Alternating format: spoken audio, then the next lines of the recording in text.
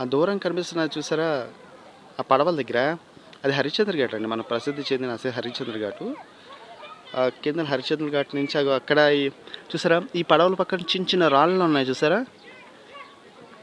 రాళ్ళ దగ్గర ఏంటంటే బట్టలు అవి ఉతుకుతూ ఉంటారు. కిందన ఈ వేద పండితులు, కాశ్మీర్ పండితులకి అంటే విద్యా ట్రైనింగ్ ఇస్తూ ఉంటారు అనమాట. తెల్లవారుజామున ఎక్సర్సైజ్లు గట్రాను. కొంచెం అలా ముందరికి వెళ్తున్నాం చూసారా? ఇవి వెళ్తున్నప్పుడు ఏంటంటే అక్కడ పడవలు ఆగి చూసారా? అక్కడ వరుస పెట్టి ఎల్ల ఆకారంలో పడవలు.